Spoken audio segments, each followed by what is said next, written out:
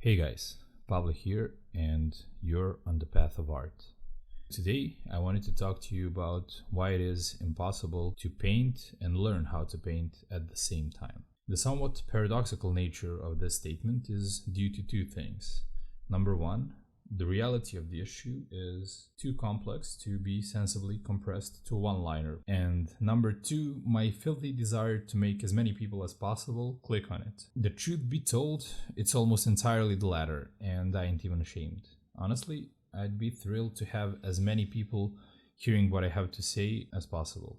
I really have a lot to say, mainly about art, and most specifically learning art for the purposes of working in the movie and video games industries. I've been on this path 7 years straight, and during those years I've very rarely had an opportunity to talk to someone, except on a few brief occasions, in depth about art. And now, despite going to an art college and hanging out with a lot of artists and being in quote-unquote art world, I'll get to why this was the case in some of my later videos. For now, I really just want to get as quickly as possible to the point, and I just mentioned it as a reason of why I'm reaching out to you guys, and it's simply to have a conversation about art. So let's have a conversation about why it is actually impossible, or at the very least tremendously difficult, to learn how to paint while painting at the same time. So if you're anything like me, or anything like a lot of artists whose journeys I've had the pleasure of witnessing, a situation might have occurred towards the start of your path that went somewhat along these lines. So as a kid, you might have been gifted with what we like to call vivid imagination. When you would watch a cartoon or a movie or play a video game, or even when your parents would read bedtime stories to you, whatever, basically consumed a story in any way possible, you would then pick apart the characters from these forms of entertainment or art. You would mix them all together. Maybe you'd have a few internal cartoons, or kind of thinking about, it would be so great if Ash from the Pokemon was in Dragon Ball, or Madara fought Goku, even though we all know who'd win. But you're mixing up stuff, and or even creating your own characters, your own kind of like internal cartoons.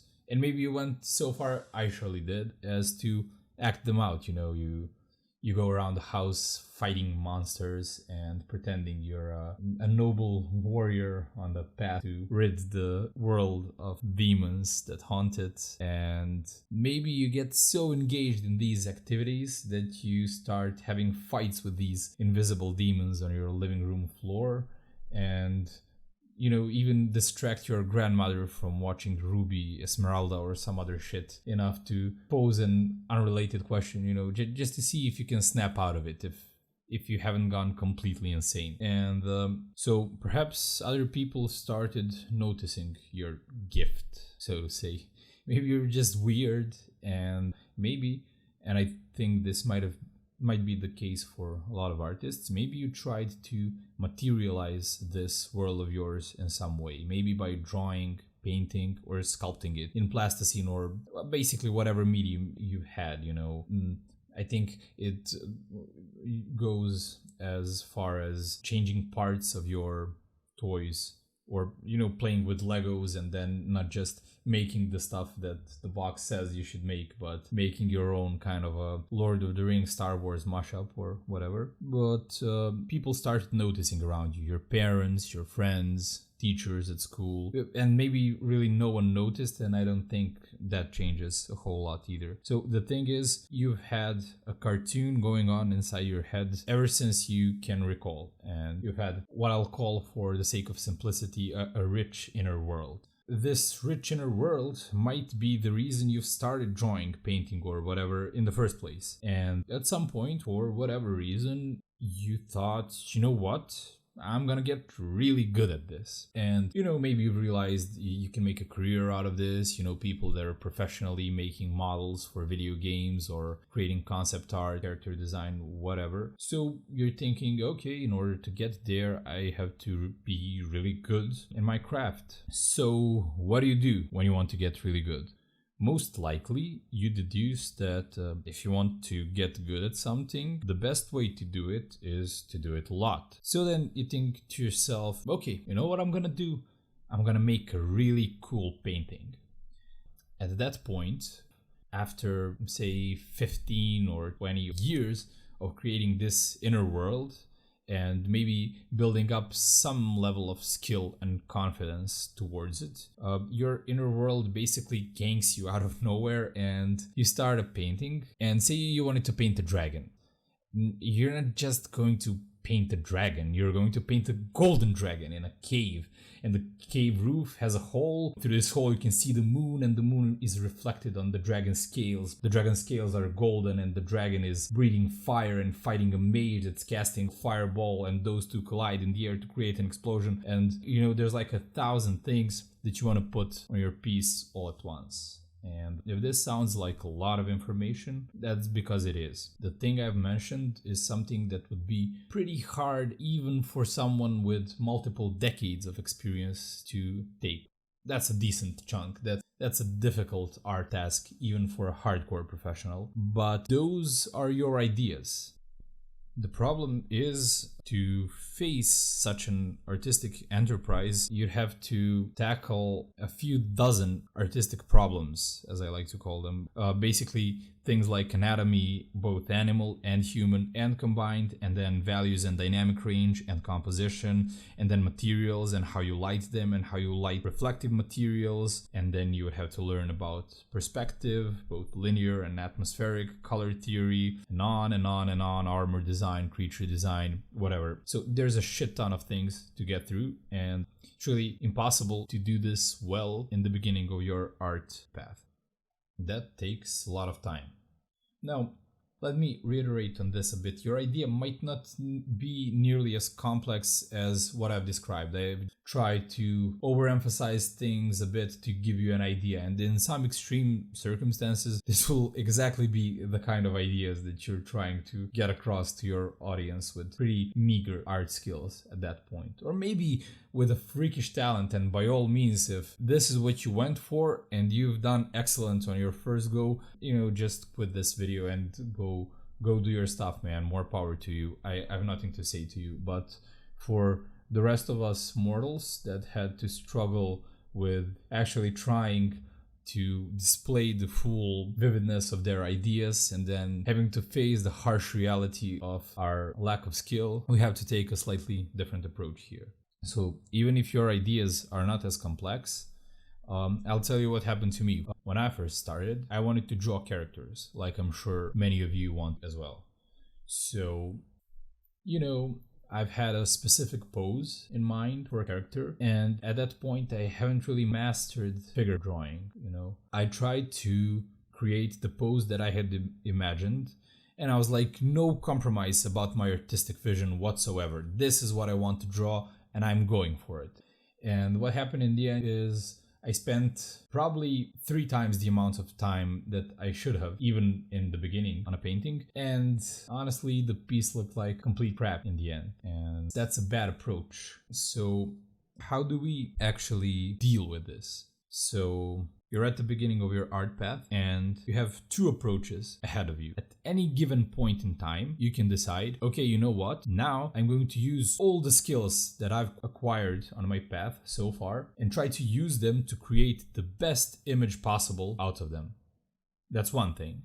Another thing is, I want to continue on my path and acquire more skills right now.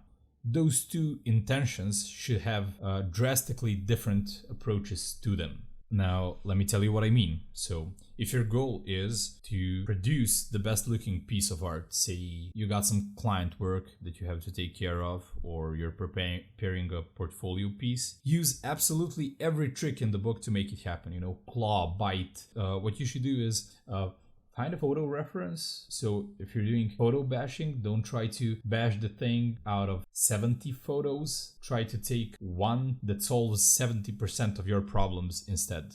If you're doing 3D, don't make a human model from scratch. Use things like DAZ or MetaHuman. Make it as easy as possible to achieve a professional grade result. Take all the tools, all the quote-unquote cheats in the bag, and really focus on the result. And even do that at the price of compromising your artistic vision. And what I mean by that is, if you take a look at my example and want a very specific pose, but say you find a pose that is 80% there, but the arm is not quite bent the way you wanted it to be or whatever, just go with it. Be like, okay, never mind. Nobody is going to judge this piece based on my intention. They're only going to judge what they see. And if I want to impress people with this piece of art, what I should do is make it look as good as possible. The intentions will not be read anyway. What you do is you take the easy approach, quote unquote, but you try to go as far as possible with the easy approach. However, if your focus is on learning, here's what you should really do. Reduce your problem to its smallest constituent part. So if you're having trouble figure drawing, do croquis drawings. Like the really fast, a minute per pose or 2 minutes per pose, blocking out the largest masses, the dynamic between, basically the dynamic between rib cage and the pelvis and the head. Try to slowly include limbs to get a nice gesture flowing. So really simple things like that. You can even use things like a Proco's RoboBean method, and there's a lot of great artists on the internet that explain in depth how to do these things. So start really simple, and if you can't even start with a croquis, then just do the RoboBean.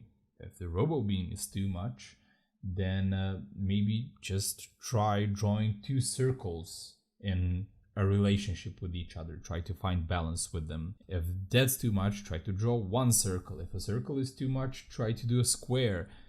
So always try to reduce it down to the most simple part that you can do. And my belief is, if you do this and if you know how to do this, you shouldn't really have to spend too much time on each particular mistake. Now, where you will inevitably spend a huge amount of time is on detecting your mistake, on diagnosing what is the problem with my art. There's always like 2 phases. There's a phase of learning art where you're like, oh man, I know what I should do. I know what this should look like, and I know the procedure and the road I should take to get to where I want to go.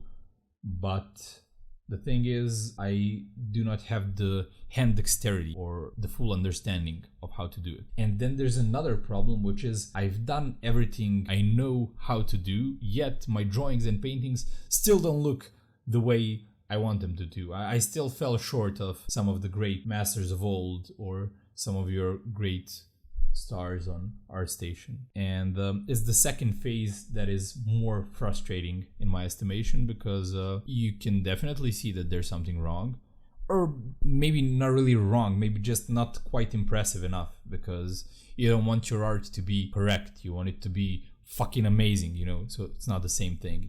You're not creating okay stuff, you want to create mind-blowing stuff. So I've been stuck in phases of not knowing how to make it mind-blowing for a lot of time. I'd say I'm stuck on such a phase at the moment. But never mind me. If this is a problem you might have, I'll deal with this a lot in the later videos. And specifically, what I want to help you guys with is how to reduce every problem in art. So how to reduce figure drawing to very simple steps, and in which way you should learn them for maximal speed in your progress and to arrive at your desired skill destination the fastest. So there's a lot of people on the internet teaching you how to do stuff, frankly much better than I could have. And the only problem I found with these vast expanses of tutorials and guides and what have yous, is that there's no systematic approach in which order to tackle those. And this is kind of what I want to get in on my channel. And if this is something that you think has value to you, then I invite you to subscribe and stay tuned, because I'll be coming out with a couple of these in the very near future. I'm so excited, guys, and it's really been a blast to do this for the first time, and I hope I'll see you all in the next one.